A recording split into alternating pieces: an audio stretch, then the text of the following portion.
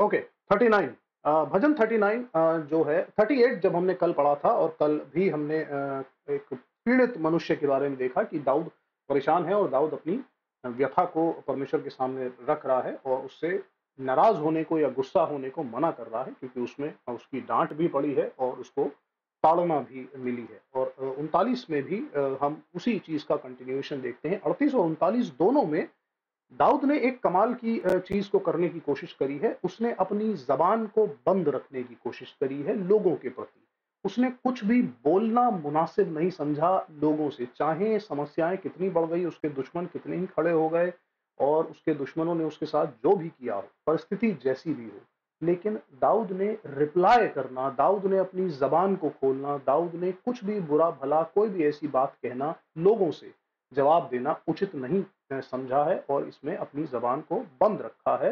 हर वो संभव प्रयास किया है कि मैं किसी को कोई उत्तर ना दूं क्योंकि दाऊद को इस बात का डर है या दाऊद इस बात से अपने आप को बचाना चाहता है कि कहीं मेरे मुंह से कोई पाप ना हो जाए, कोई ब्लास्फेमी ना हो जाए, मैं कुछ ऐसा ना बोल जाऊं जो उचित नहीं है, जो परमेश्वर की मर्जी के अनुसार नहीं है, परमेश्वर की दृष्टि में जो उचित नहीं है। क्योंकि जब मेरा बचाने वाला, मेरा सब कुछ करने वाला परमेश्वर है, जब परमेश्वर मेरा युद्ध लड़ रहा है, परमेश्वर मेरे लिए है, तो फिर मुझे बोलना उचित नहीं है। सो उसने अपनी जबान को बंद रखने की कोशिश करी है। यहाँ पर भी हम वही देखेंगे। भजन 39 जो है, जो आज हम पढ़ रहे हैं, ये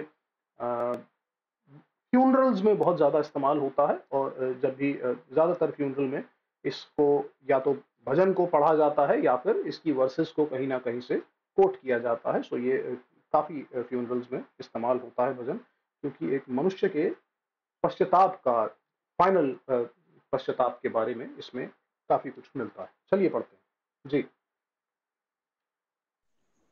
भैया मैं पढ़ दूं, दीदी नहीं है शायद। हाँ पढ़ दीजिए। मैंने कहा, मैं अपनी चाल चलन में चौकसी करूंगा, ताकि मेरी जीभ से पाप ना हो।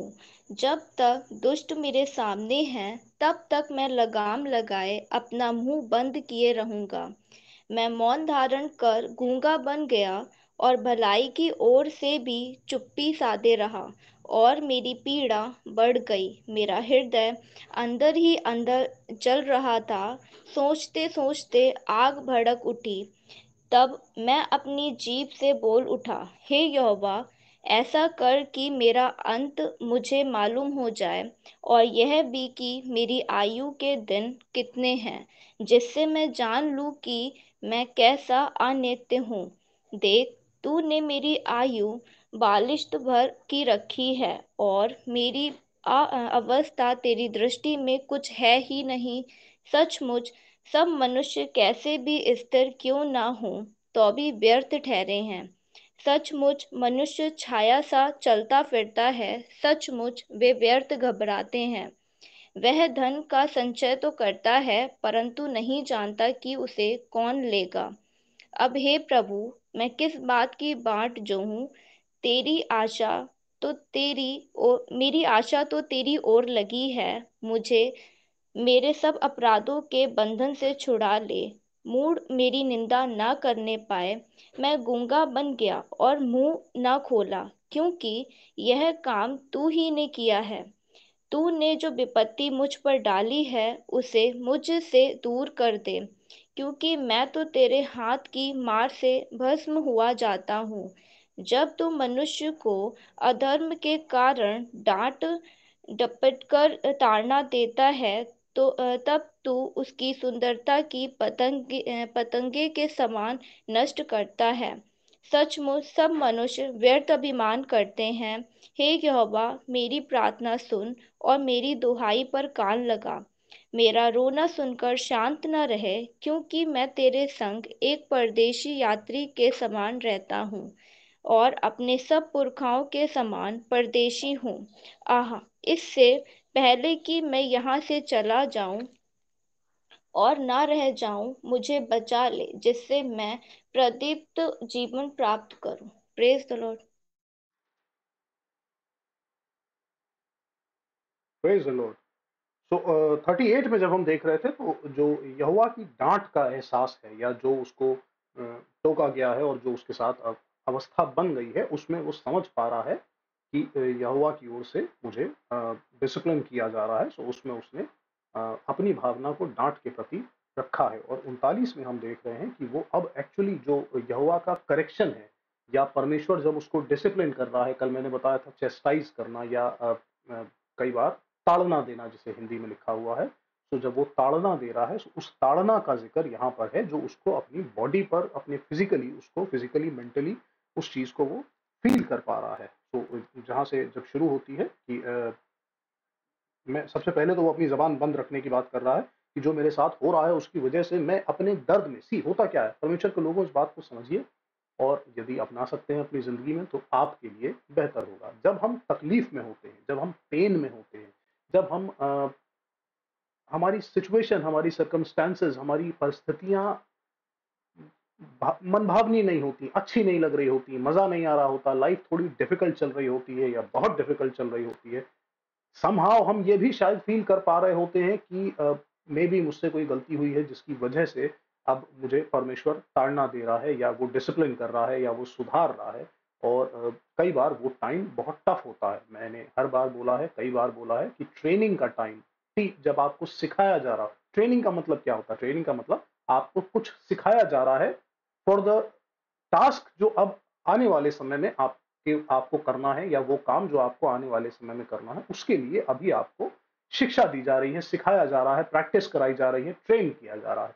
तो ट्रेनिंग का समय डिफिकल्ट होता, क्योंकि स्वभाव से जो हमारा ह्यूमन नेचर है, हमको सीखना, सुनना, कंट्रोल में रहना, डिसिप्लिन में रहना, ये हमें पसंद नहीं है। ये मनुष्य स्वभाव के विपरीत है। हम नेचुरली विद्रोही हैं।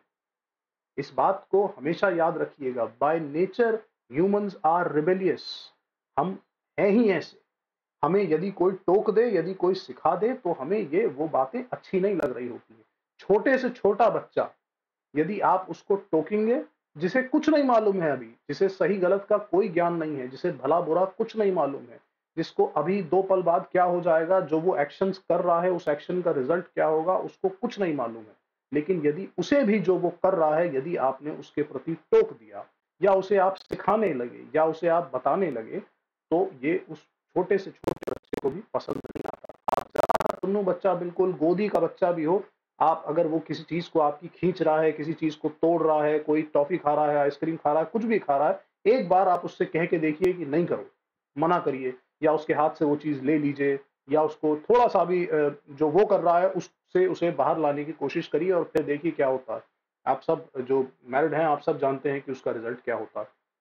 बड़े बच्चों में आ जाइए, जो उससे बड़े स्कूल गोइंग बच्चे हैं, उनके साथ भी सेम प्रॉब्लम है। उससे बड़े बच्चों में आ जाइए, जो टीनेज में आ गए हैं, उनसे तो बाप रे बाप, अगर आपने जरा सा टोक दिया तो उसके बाद तो फिर आप जन्मजात दुश्मन हो जाते हैं। आपसे बड़ा दुश्मन कोई नहीं।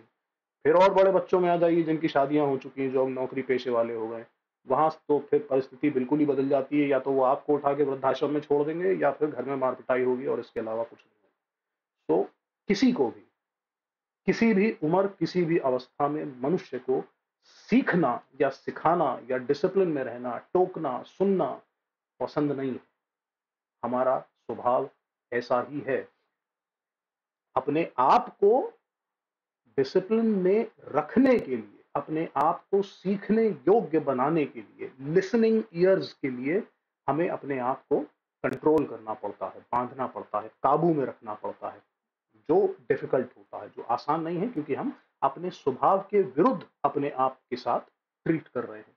यहाँ पर दाऊद भी, जब दाऊद को पता है, मैंने कहा जैसा कि जब हमारी परिस्थितियां खराब होती हैं, जब कंडीशंस अच्छी नहीं चल रही हैं, जब टफ टाइम्स हैं, जब डिसिप्लिन का टाइम चल रहा है, उस समय अक्सर हम मनुष्यों से ये चूक होती है, खासकर धर्मियों से ये चूक होती है, कि हम अपनी जबान से कुछ ना कुछ ऐसा बोल जाते हैं जो या तो इंसानों के प्रति कोई हम ऐसी बात बोल जाते हैं जो हमें नहीं बोलनी चाहिए, या हम परमेश्वर के विरुद्ध कोई ऐसी बात बोल जाते हैं जो हमको नहीं बोलनी चाहिए थी, या हमारी जबान पर वो बातें शोभा नहीं देती।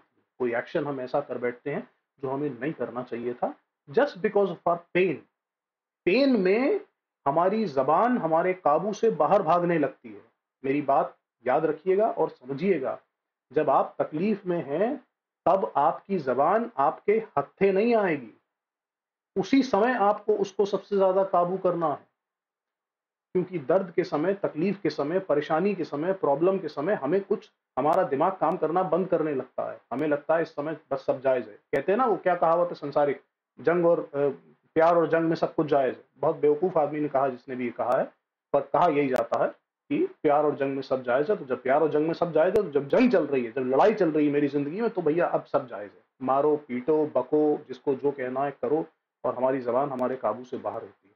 और हमें वो जस्टिफाइड भी लग रही होती है। हमें लग रहा होता अरे यार गुस्से में कर दिया, सॉरी यार गुस्से में कर दिया। अरे अब कर दिया तुमने, the damage can not be undone. जो नुकसान हो गया अब उसको वापस नहीं लिया जा सकता। गुस्से में आके हम कई बार वो बातें बोल जाते हैं जो हमें नहीं बोलनी थी, जो हम सालों से अपने आप को मुंह पे ताला लगाए हुए थे कि नहीं ये नहीं कहेंगे, ये नहीं कहेंगे, ये नहीं कहेंगे, ये नहीं कहेंगे। एक बार किसी बात पे इरिटेट हुए, गुस्सा आया और कुछ ऐसा बोल गए जो हमें नहीं बोलना चाहिए था। मैंने कई बार कहा है, gossip is the most painful sin present on this earth.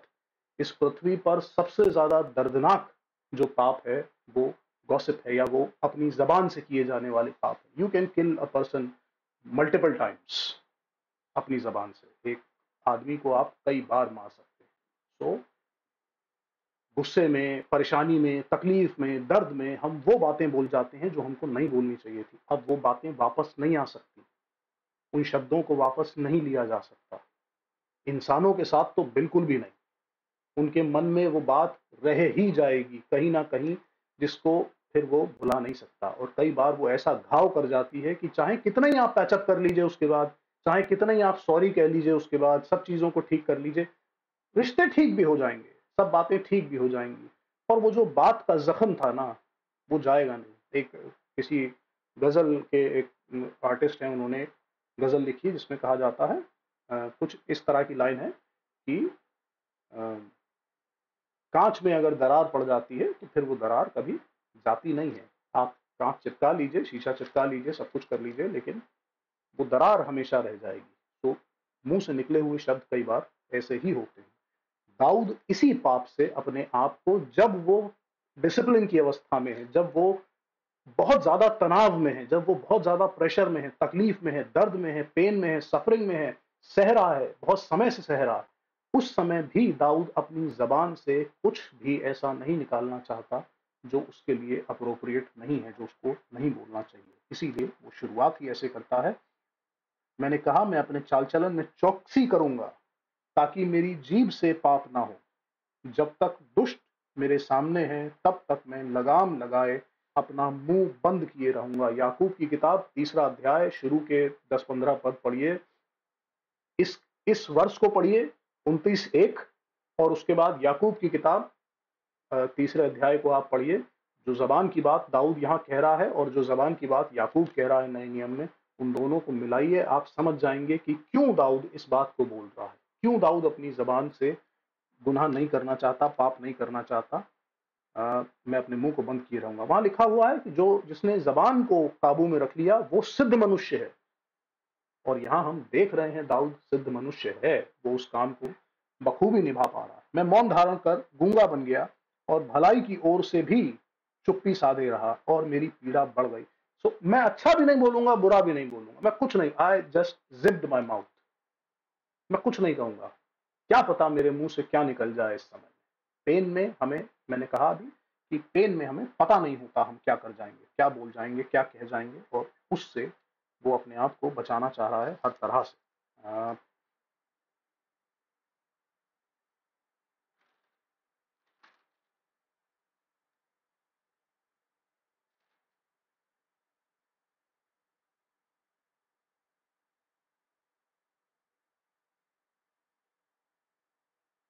Just second.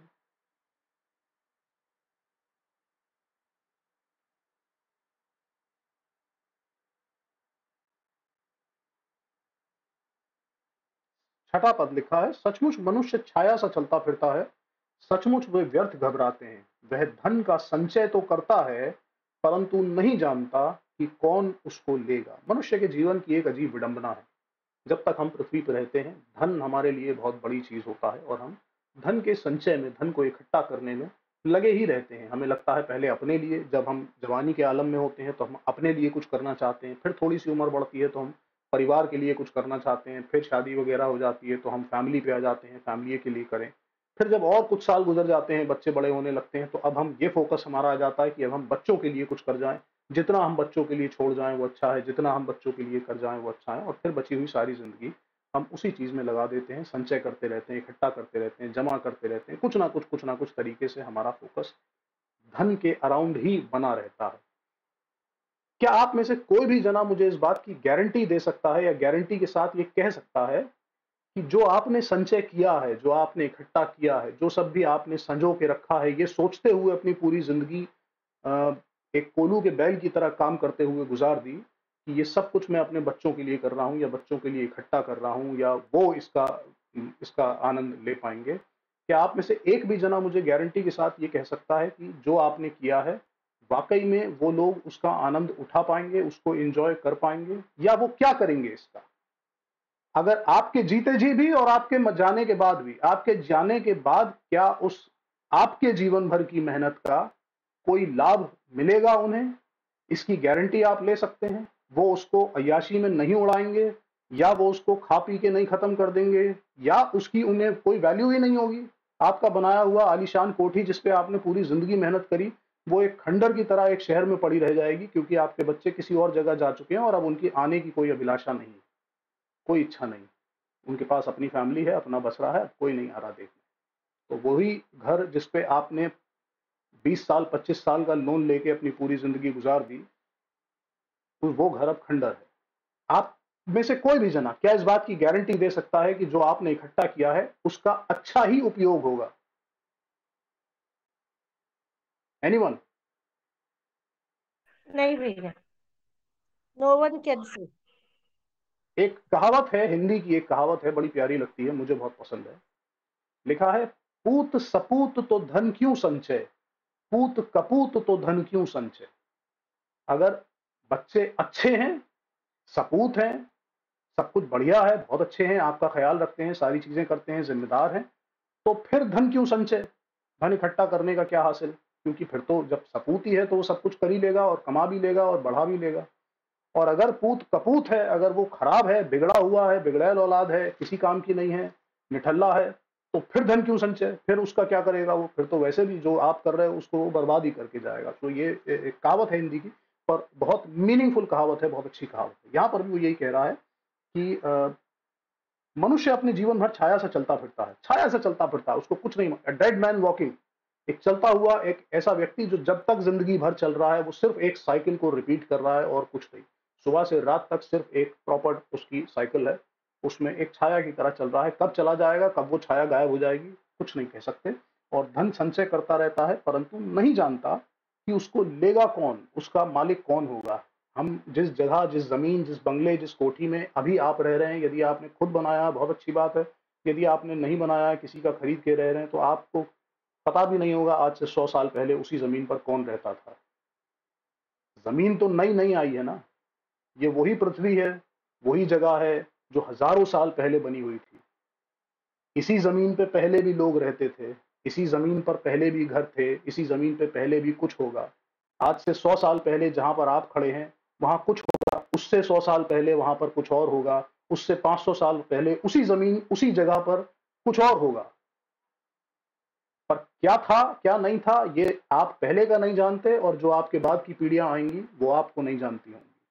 तो हम नहीं जानते आगे आने वाले समय में क्या होगा। ये एक ऐसी, मैंने इसीलिए शुरू में कहा था कि ये अक्सर ये फाइनल कंक्लूजन वाली बातें हैं, एंड अप होने वाली बातें हैं, इसीलिए फ्यूनरल में अक्सर इन बातों को कहा जाता है। और हम सच में नहीं जानते जीवन की साइकिल किस तरह से खत्म हो जाती है, उसके बारे में हम कुछ नहीं जानते। चलिए आगे चलते हैं, 40वें भजन की ओर चलते हैं। 40 और 41वां भजन, ये दोनों मसीहाई साम हैं और इन दोनों को नए नियम में बार बार कोट किया गया है, कई सारी वर्सेस को। 40 में की खास करके 6ठी 7वीं और 8वीं वर्ष को कई बार कोट किया गया है, या कई यीशु मसीह के बारे में उनको कहा गया है। तो ये मसीहाई जो भजन है उनमें इनकी गिनती होती है। चलिए 40वां भजन जी। Praise the lord. Praise the lord. मैं धीरज से यहोवा की बाट जोहता रहा, और उसने मेरी ओर झुककर मेरी दुहाई सुनी।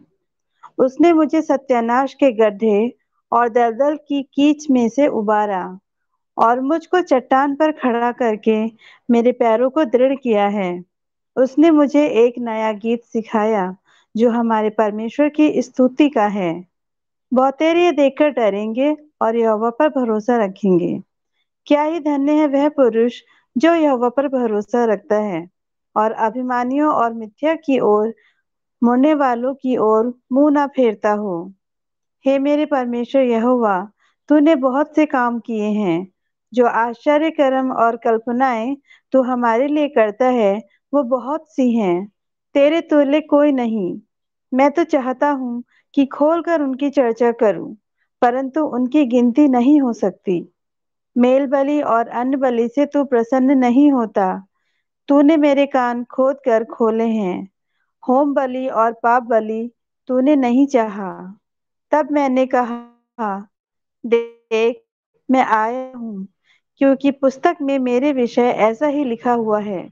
हे मेरे परमेश्वर, मैं तेरी इच्छा पूरी करने से प्रसन्न हूँ और तेरी व्यवस्था मेरे अंतःकरण में बसी है। मैंने बड़ी सभा में धर्म के शुभ समाचार का प्रचार किया है। देख, मैंने अपना मुंह बंद नहीं किया। हे यहोवा, तू इसे जानता है। मैंने तेरा धर्म मन ही में नहीं रखा। मैंने तेरी सच्चाई और तेरे किए हुए उद्धार की चर्चा की है। मैंने तेरी करुणा और सत्यता बड़ी सभा से गुप्त नहीं रखी। हे यहोवा, तू भी मेरी बड़ी दया मुझसे ना हटा ले। तेरी करुणा और सत्यता से निरंतर मेरी रक्षा होती रहे, क्योंकि मैं अनगिनत बुराइयों से घिरा हुआ हूँ। मेरे अधर्म के कामों ने मुझे आ पकड़ा और मैं दृष्टि नहीं उठा सकता। वे गिनती में मेरे सिर के बालों से भी अधिक हैं, इसलिए मेरा हृदय टूट गया। हे यहोवा, कृपा करके मुझे छुड़ा ले। हे यहोवा, मेरी सहायता के लिए फुर्ती कर। जो मेरे प्राण की खोज में हैं, वे सब लज्जित हों और उनके मुंह काले हों, और वे पीछे हटाए और अपमानित किए जाएं। जो मेरी हानि से प्रसन्न होते हैं, जो मुझसे आहा आहा कहते हैं, वे अपनी लज्जा के मारे विस्मित हों। परंतु जितने तुझे ढूंढते हैं, वे सब तेरे कारण हर्षित और आनंदित हों। जो तेरा किया हुआ उद्धार चाहते हैं, वे निरंतर कहते हैं, यहोवा की बड़ाई हो। मैं तो दीन और दरिद्र हूँ, तो भी प्रभु मेरी चिंता करता है। तू मेरा सहायक और मेरा छुड़ाने वाला है। हे मेरे परमेश्वर, विलंब ना कर। आमीन। आमीन। आमीन। स्तुति का गाना है, गाने के लिए कहा गया है और गाने के लिए ये भजन दिया गया। मैंने जैसा कहा, ये मसीहाई शाम है। सो यहाँ दाऊद ने शुरुआत तो अपने राजा होने से करी है और एक राजा होते हुए वो जिन चीज़ों को फेस कर रहा है, उन चीज़ों में शुरुआत करी है। लेकिन चलते चलते इसका टोन बदल जाता है और इसमें जो बातें वो बोल रहा है वो ऐसी हो जाती हैं जैसे वो मसीह के लिए कही जा रही हैं। वो दाऊद से उतनी संबंध नहीं रखती जितनी वो मसीह से संबंध रखती हैं। और क्लियर डायरेक्ट वर्सेस नहीं है, लेकिन जब हम उनको पढ़ते हैं और नए नियम को पढ़ते हैं तो समझ में आता है कि अच्छा, ये बातें यीशु मसीह के लिए कही जा रही हैं। जब हम चौथे वर्ष से आते हैं तो फिर से वो स्तुति का गाना है, तो वो परमेश्वर पर भरोसे की बात कर रहा है। फिर से, क्या ही धन्य है वह पुरुष जो यहोवा पर भरोसा करता है और अभिमानियों और मिथ्या की ओर मुड़ने वालों की ओर मुंह नहीं फेरता। हे मेरे परमेश्वर यहोवा, तूने बहुत से काम किए हैं। जो आश्चर्य कर्म और कल्पनाएं तूने हमारे लिए करता है वो बहुत सी हैं। तेरे तुल्य कोई नहीं। मैं तो चाहता हूँ कि खुलकर उनकी चर्चा करूँ, परंतु इनकी गिनती नहीं हो सकती। आप एक गाना, एक हिम है पुरानी जो आप सुनते होंगे, इंग्लिश और हिंदी दोनों में गाई जाती है, बरकत गिनो गिनो नाम बनाम। ये वाली जो हिंदी की हिम है और इंग्लिश में भी ऐसी ही है, count your blessings, count them one by one. तो वो यहीं से इंस्पायर्ड है। ये वर्स भी कई बार कोट करी जाती है, जो आश्चर्यकर्म जो कल्पनाएं तूने हमारे लिए की वो हमारी वो मनुष्य की सोच के परे हैं। तो वो इन जगहों से इंस्पायर्ड है। जब हम छठे और सातवें और आठवें पद को देखते हैं, लिखा है, मेल बलि और अन्न बलि से तू प्रसन्न नहीं होता। तूने मेरे कान खोद कर खोले हैं। होम बलि और पाप बलि तूने नहीं चाहा। सो यहाँ पर दाऊद का कान नहीं खोदा गया। दाऊद, ये जो कान खोदने का जिक्र है, ये लय व्यवस्था की किताब से आया है। कान खोदने का मतलब खुदाई करने की बात नहीं हो रही है, कान छेदने से मतलब है। जो कान छेदा जाता है पुराने समय में, जब आप लय व्यवस्था पढ़ेंगे, लय व्यवस्था में हमने पढ़ा था कि जब कोई गुलाम जो होता है, जो स्लेव्स होते हैं, स्लेव्स अगर मान लीजिए कोई किसी का गुलाम है, काफ़ी समय तक गुलाम रहा है और गुलामी के लिए एक समय मियाद तय की जाती थी कि भई अगर फॉर एग्ज़ाम्पल किसी व्यक्ति ने कोई कर्ज़ा लिया है या कुछ ऐसा काम किया है जिसकी वजह से मैंने उसको गुलाम रखा है या मैं उसको खरीद के लाया हूँ और गुलाम किया है। सो एक कीमत और एक समय तय किया जाता था कि भई ये अगर अपने आप को छुड़ाना चाहता है, अपनी गुलामी से आज़ाद होना चाहता है, तो इतने समय तक इसको मेरे लिए काम करना पड़ेगा या इतनी कीमत इसको चुकानी पड़ेगी, उसके बाद ये आज़ाद हो जाएगा। सो बहुत सारे ऐसे लोग हुआ करते थे, जो जब उनकी आज़ादी का समय आ गया है, जब उनकी छुड़ौती का समय आ गया, छुड़ौती के बाद जब उनको रिलीज़ कर देने की बात आती थी, वो उसके बाद भी नहीं जाना चाहते थे। हो सकता है उनका मालिक बहुत अच्छा था और वो अब उसके साथ इतने समय से रह रहे हैं और वो अपने मालिक से खुश हैं, उस घर में खुश हैं, उस परिवार का हिस्सा बन चुके हैं और अब वो उस जगह को नहीं छोड़ना चाहते या उस जगह को छोड़ के अब कहीं जाने के लिए उनके पास जगह नहीं बची है। या दूसरी सिचुएशन ये हो सकती है कि अब वो एक्चुअली वो व्यक्ति जो गुलाम था, उसके पास अब ना कोई घर है, ना कोई जगह है, ना कोई और काम है, अब वो जाए कहाँ? सो इन आइदर कंडीशन यदि उसके पास एक चॉइस होती थी कि वो अपनी मर्जी से चाहे तो कंटिन्यू रह सकता है इसी घर का, इसी मालिक का नौकर बन के या गुलाम बन के। पर यदि ये काम वो स्वेच्छा से करेगा, उसको रोका नहीं जा सकता। यदि वो जाना चाहे तो चला जाए, यदि वो अपनी इच्छा से गुलाम बनना चाहता है, तो वो बन सकता है। जो लोग अपनी इच्छा से ये काम करते थे, जो लोग अपनी इच्छा से सेवक बनते हैं या गुलाम बनना चाहते हैं, उनको एक पहचान के रूप में चिन्ह दिया जाता था, उनके कान छेद दिए जाते थे या कई सारे केसेस में इब्रानी लोगों में अंगूठी भी उनको दे दी जाती थी, गिफ्ट कर दी जाती थी, जो उनके परिवार का चिन्ह होती थी या एक एग्जाम्पल की तरह यूज की जाती थी। पर कान छेदना कंपलसरी होता था ताकि क्योंकि अंगूठी तो बेटों के पास भी होती थी। सो बेटे होने के नाते अंगूठी वो भी पहनते थे, पर ये गुलाम है या ये बेटा है, इसका डिफरेंस कान के छिदे होने से पता चल जाता था। तो कान छिदना इस बात का प्रमाण होता था कि ये गुलाम तो है, लेकिन ये अपनी जो ड्यूरेशन है उसको पूरा कर चुका है और स्वेच्छा के साथ गुलाम बना है। इस गुलाम का पद बाकी गुलामों से ऊंचा होता था, इसको हायर अथॉरिटी कर दिया जाता था या हायर पोजीशन दे दी जाती थी। एक तरह से ये बेटे की तरह ही ट्रीट किया जाता था। अब ये परिवार का हिस्सा बन चुका है और ये एक तरह से बेटे की तरह ही ट्रीट किया जाता था। आपको याद होगा एक अब्राहम का एक नौकर हुआ करता था जिसको वो अपने बराबर ही, अपने समान ही मानता था। जब अब्राहम की कोई औलाद नहीं थी तो उसने परमेश्वर से यही कहा कि इसी को आशीष दे दे। अपने गुलाम के ही लिए कहा कि इसी को आशीष दे दे, यही अब मेरे वंश का वारिस हो जाए। पर परमेश्वर ने मना कर दिया क्योंकि उसकी योजना कुछ और थी। तो he was treating that person like his son, अपने बेटे की तरह। यहां भी जब कान खोदने की बात करी जा रही है तो वो उस कान छेदने की बात करी जा रही है, स्वेच्छा से अपने आप को सरेंडर करने के बारे में लिखा हुआ है।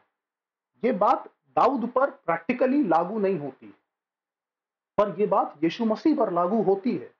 यीशु मसीह के सिर्फ कान नहीं, उसको पूरा का पूरा छेद दिया गया, उसका पूरा बदन छेद दिया गया और वो सब कुछ उसने स्वेच्छा से किया। अपनी मर्जी से उसने अपने आप को दास होने के लिए दे दिया, गुलाम होने के लिए दे दिया। जब हम प्रकाशित वाक्य में जाते हैं तो प्रकाशित वाक्य में हमारे लिए भी बॉन्ड सर्वेंट होने की या गुलाम होने की बात करी गई है। हम सब भी खून खरीदे गुलाम है, उसने हमें खरीदा है, लेकिन हम अपनी इच्छा से सेवा करते हैं। वो हमें रोका नहीं है, उसने खरीद के हमें आजाद किया है। पर आजाद करने के बाद अब हमारी इच्छा है कि हम उसकी गुलामी करें, हम उसकी सेवा करें या ना करें। उसने हमें रोका नहीं है। आजादी, उद्धार मिलने के बाद यदि आपने उस पर विश्वास किया है, आपका उद्धार हुआ है, उसके बाद कोई जरूरी नहीं है, कोई कंपलसरी नहीं है कि आप किसी भी रीति से उसकी सेवा करें, उसकी किसी कैपेसिटी में आप उसको सर्व करें। आप एक नॉर्मल क्रिश्चियन की तरह एक आजाद जिंदगी, मसीही जिंदगी जी सकते हैं। पर जब हम अपनी स्वेच्छा से उसको सरेंडर करते हैं तो हम ये काम करना शुरू कर देते हैं। तो ये बात जो यहाँ लिखी है, ये यीशु मसीह के बारे में बात हो रही है। 7वें पद में भी तब मैंने कहा, देख मैं आया हूं, क्योंकि पुस्तक में मेरे विषय में ऐसा ही लिखा हुआ है। देख मैं आया हूं का मतलब ये ऐसे समझ लीजिए, ये इनकारनेशन की बात हो रही है कि देख मैं कहीं था और अब मैं यहाँ आया हूं, या इस जगह पर, इस लोकेशन पर मैं अब प्रेजेंट हूं, आ गया हूं और मेरे विषय में पुस्तक में ऐसी ही बात लिखी है। दाऊद के बारे में पुस्तक में ऐसी बात नहीं लिखी, लेकिन यीशु मसीह के बारे में ऐसी बात लिखी है। कोई निकाले यूहन्ना उसका 5वां अध्याय और उसका 39 39 539 पढ़िए।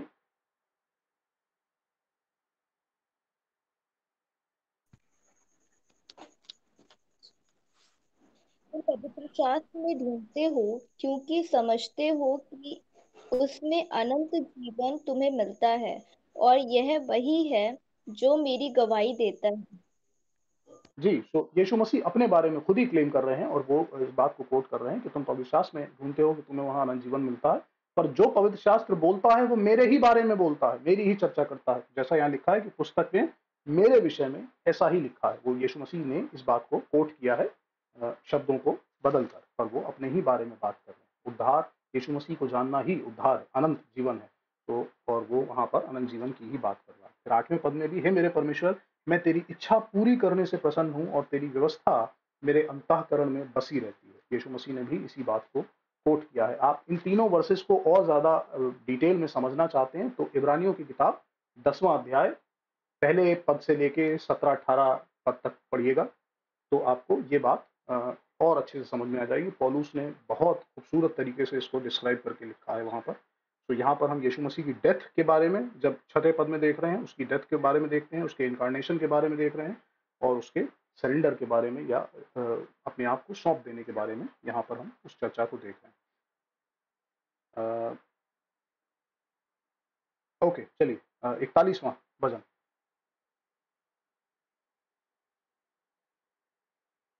41 किसकी बारी है?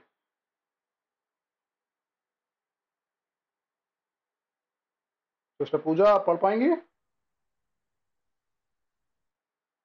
जी भैया जी। सबको प्रेज द लॉर्ड। आइए पढ़ें।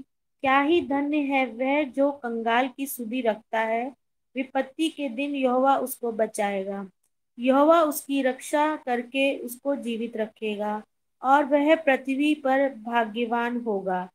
तू उसको शत्रुओं की इच्छा पर ना छोड़। जब वह व्याधि के मारे शैया पर पड़ा हो, तब यहोवा उसे संभालेगा। तू रोग में उसके पूरे बिछौनों को उलटकर ठीक करेगा। मैंने कहा, हे यहोवा, मुझ पर अनुग्रह कर, मुझे चंगा कर, क्योंकि मैंने तेरे विरुद्ध पाप किया है। मेरे शत्रु ये कहकर मेरी बुराई करते हैं कि वह कब मरेगा, उसका नाम कब मिटेगा। जब वह मुझसे मिलने आता है, तब वह व्यर्थ की बातें बकता है। जबकि उस जबकि उसका मन उसके अंदर अधर्म की बातें संचय करता है और बाहर जाकर उनकी चर्चा करता है। मेरे सब बैरी मिलकर मेरे विरुद्ध कानाफूसी करते हैं। वे मेरे विरुद्ध होकर मेरी हानि की कल्पना करते हैं। वे कहते हैं, इसे तो कोई बुरा रोग लग गया है। अब जो यह पड़ा है तो फिर कभी नहीं उठने का नहीं। मेरा परम मित्र जिस पर मैं भरोसा रखता था, जो मेरी रोटी खाता था, उसने भी मेरे विरुद्ध लात उठाई। परंतु हे यहोवा, तू मुझ पर अनुग्रह करके मुझको उठा कि मैं उनको बदला दूं। मेरा शत्रु मुझ पर जयवंत नहीं हो पाता। इससे मैंने जान लिया है कि तू मुझसे प्रसन्न है। मुझे मुझे तो तू खराई से संभालेगा और सर्वदा के लिए अपने मुख को स्थिर करता है। इज़राइल का परमेश्वर यहोवा आदि और अनंत काल तक धन्य है। आमीन फिर आमीन। आमीन, आमीन, आमीन। Praise the Lord. ओके, भजन 41, ये भजन संहिता शायद मैंने शुरू में पता नहीं बताया था या नहीं बताया था। पूरी जो भजन संहिता है ये 150 भजन है, और 150 भजन 5 खंडों में डिवाइडेड है, या इनको जब आप देखेंगे तो 5 पुस्तकें, इंग्लिश अगर बाइबल में देखेंगे तो बुक्स लिखा है, 5 बुक्स। सो पूरी भजन संहिता 150 भजन 5 किताबों में डिवाइडेड है, 5 खंडों में डिवाइडेड है, और यहाँ पर पहला खंड खत्म हो जाता है। सो आज 41वें भजन पर बुक 1 ऑफ साम्स फिनिश हो जाती है, या फिर पहला खंड आज खत्म हो जाता है। कल से अब दूसरा खंड या दूसरी किताब शुरू होगी साम्स की। इन 5 खंडों को जैसे मूसा की जो 5 किताबें हैं, व्यवस्था की 5 किताबें जिनको कहा जाता है, इन भजन संहिता को भी उसी किताबों के नाम से इनको कंपेयर किया जाता है। जैसे मैंने कहा मूसा की 5 किताबें हैं, उत्पत्ति, निर्गमन, लय व्यवस्था, व्यवस्था विवरण, कौन सी रह गई, गिनती। उसी तरह से ये जो 150 भजन है इनको डिवाइड किया गया है 5 खंडों में और उनको उसी रीति से देखा जाता है। ये जो हमारा आज पहला खंड खत्म होगा या पहली किताब खत्म होगी, ये उत्पत्ति का सेक्शन इसको कहा जाता है। उत्पत्ति का सेक्शन भजन संहिता का खत्म हो गया। अब कल से निर्गमन वाला एरिया स्टार्ट होगा या जर्नी आगे की स्टार्ट होगी। तो ये पहला खंड है, यहाँ खत्म होता है। भजन 41 को हम में से हर एक जना, हर एक धर्मी व्यक्ति अपने आप को जांचने के लिए, अपनी आत्मिक स्थिति, अपनी आत्मिक पोजीशन, अपनी आत्मिक जगह को, आत्मिकता को जांचने के लिए, या आत्मिक पोजीशन को, नॉट आत्मिकता को जांचने के लिए, आत्मिक पोजीशन को जांचने के लिए आप इस भजन को इस्तेमाल कर सकते हैं। ये भजन हमें 4 सवाल देता है और इन 4 सवालों को हम अपने आप से पूछ सकते हैं ताकि हमें ये पता चले मेरी स्पिरिचुअल पोजीशन क्या है। सो जब हम शुरू में देखते हैं, पहले जो 4 पद हैं 1 से लेकर 4 तक, ये हमसे बात करते हैं कि ये हमारी ईमानदारी के बारे में है, हमारी ईमानदारी की चर्चा करते हैं और कि हम लोगों को किस तरह से ट्रीट करते हैं, हमारा व्यवहार लोगों के साथ कैसा है। तो ये हमारी ईमानदारी, हमारी क्लियर हार्ट के बारे में चर्चा करता है। क्या ही धन्य है वह जो कंगाल की सुधि लेता है, विपत्ति के दिन यहोवा उसको बचाएगा, यहोवा उसकी रक्षा करके उसको जीवित करेगा, वह पृथ्वी पर भाग्यवान होगा। तू उसको शत्रु की इच्छा पर न छोड़ देगा, जब वे व्याधि के मारे शैया पर पड़ा होगा तब यहोवा उसे संभालेगा। तू रोग में उसके पूरे बिछौने पर उलट कर ठीक करेगा। मैंने कहा, हे यहोवा मुझ पर अनुग्रह कर, मुझको चंगा कर, फिर मैंने तेरे विरुद्ध पाप किया है। सो ये हमारा ट्रीटमेंट जब लोग की सिचुएशन है उस बारे में चर्चा करता है। फिर जब हम 4 से लेके और 8 तक देखते हैं, 4 से 9 तक, बल्कि जब हम 4 से 9 तक देखते हैं तो ये लोग हमारे बारे में क्या कहते हैं या लोगों का व्यवहार हमारे प्रति क्या है, ये उस बारे में है। और मेरे शत्रु यह कहकर मेरी बुराई करते हैं, वह कब मरेगा और उसका नाम कब मिटेगा। जब वह मुझसे मिलने को आता है तब वह व्यर्थ बातें बकता है, जबकि उसका मन अपने अंदर अधर्म की बातें संचय करता है और बाहर जाकर उनकी चर्चा करता है। मेरे सब बैरी मिलकर मेरे विरुद्ध कानाफूसी करते हैं और मेरे ही विरुद्ध होकर मेरी हानि की कल्पना करते हैं। वे कहते हैं, इसे तो कोई बुरा रोग लग गया है, अब जो यह पड़ा है तो फिर वो कभी उठने का नहीं। मेरा परम मित्र जिस पर मैं भरोसा रखता था, जो मेरी रोटी खाता था, उसने भी मेरे विरुद्ध लाट उठाई है। So how people treat you, ये उस बारे में है, इसके बारे में आप अपने आप को जांच सकते हैं, देख सकते हैं मैं कैसे लोगों को ट्रीट कर रहा हूँ, लोग कैसे मुझे ट्रीट कर रहे हैं। उसके बाद 10वें और 10 से 12 तक पद में जो चर्चा है वो है परमेश्वर की दया की।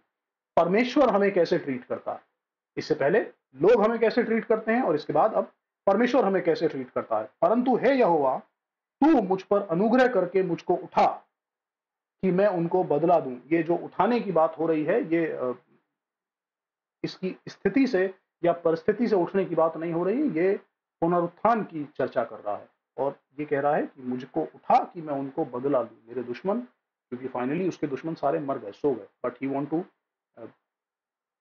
क्रिएट दिस इमेज कि मैं एक धर्मी व्यक्ति हूं और परमेश्वर ने मुझको उठाया है। सो वो अपने रिजरेक्शन के सेंस में उठाने की बात कर रहा है।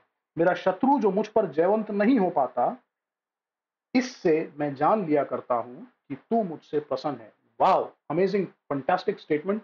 अपने आप के बारे में भी जानने की, आप अपने आप को जांच सकते हैं, जान सकते हैं, समझ सकते हैं परमेश्वर आपके साथ है या नहीं, परमेश्वर आपसे प्रसन्न है या नहीं। ये आपको कैसे पता चले? कई बार अगर मन में आपके शंका हो, आपके मन में सवाल आ रहा हो, पता नहीं यार परमेश्वर मुझसे खुश है या नहीं है। अगर आपकी परिस्थितियां आप पर जय नहीं पा रही, अगर आपके दुश्मन फाइनली जीत नहीं रहे हैं, हार जा रहे हैं, आपकी परिस्थितियां कितनी भी कठिन हो लेकिन वो आप पर जय नहीं पा रही, आप जीत जा रहे हैं, फाइनली आप विजय पा रहे हैं, इसका मतलब परमेश्वर आपके साथ है और आपसे प्रसन्न भी है।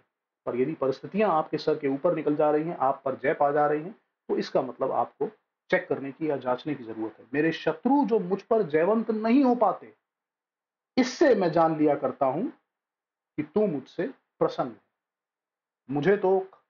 मुझे तो तू खराई से संभालता और सर्वदा के लिए अपने सम्मुख स्थिर करता है।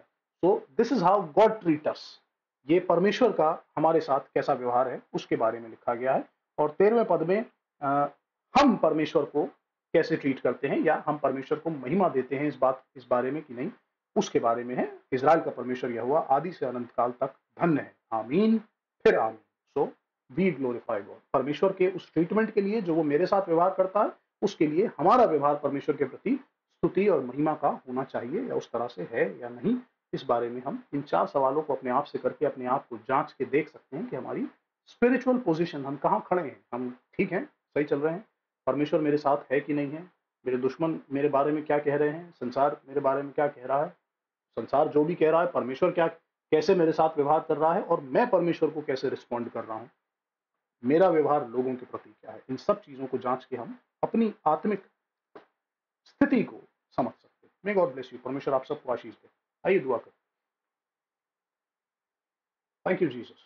खुदावंद तेरा शुक्र करते हैं एक बार फिर इस किताब के लिए, इन भजनों के लिए परमेश्वर, दाऊद की परिस्थिति के लिए, दाऊद के उन शिक्षाओं के लिए परमेश्वर जो हम इन भजन से सीखते हैं, अपने आप को एक धर्मी व्यक्ति होने के नाते अपने आप को किस रीति से हमें काबू में रखना है, कंट्रोल में रखना है, जबान का काम हमें कहाँ पर नहीं लेना है परमेश्वर, कहाँ हमको चुप रहना हमारे लिए हमारी भलाई करता है परमेश्वर। इन सब बातों को सीखने और सिखाने के लिए तेरा धन्यवाद करते हैं प्रभु। अपनी आत्मिक पोजीशन को समझने के लिए परमेश्वर जो बातें भजन में लिखी हैं प्रभु, हम उन सब बातों की भी तेरा धन्यवाद करते हैं प्रभु। चाहते हैं जैसी तेरी मर्जी है, जैसा तू चाहता है, जैसे हमारी धार्मिकता में हमें तू चलाना चाहता है परमेश्वर, हम उसी रीति से तेरे साथ साथ चलते रहें प्रभु। इन बातों से, इन भजनों से जो बातें यीशु मसीह के बारे में सारे कलाम में लिखी हैं परमेश्वर, उन बातों को देखकर हम उसको जानने पाए, समझने पाए, और तेरी मर्जी को चलाए चलने वाले हो सके परमेश्वर। जैसी तेरी मर्जी आसमान में पूरी होती है, हम सबकी जिंदगियों में उसी रीति से पूरी हो। जब हम तेरे कलाम को पढ़ते, सुनते और समझते हैं परमेश्वर, आसमान से वो बुद्धि, वो समझ उड़े कि ये हमको सच में समझ में आने वाला हो सके, और हम अपने जीवन में इन वचनों के अनुसार अपने जीवन को व्यतीत करने वाले हो सके प्रभु। जब तूने धर्मी ठहराया है तो हम बिना फल के पेड़ बन के ना रह जाएं परमेश्वर, बल्कि जब तूने धर्मी ठहराया है तो हम फलवंत हो सकें परमेश्वर, ताकि जो करुणा, जो दया तूने हम पर करी है, हम अपने आप को उसके योग्य बना पाए। सारा आदर, सारी हिम्मत यीशु मसीह नासरी के नाम में अनुग्रह चाहते हैं। दुआ को सुनो प्रभु। आमीन। Praise the Lord. Praise the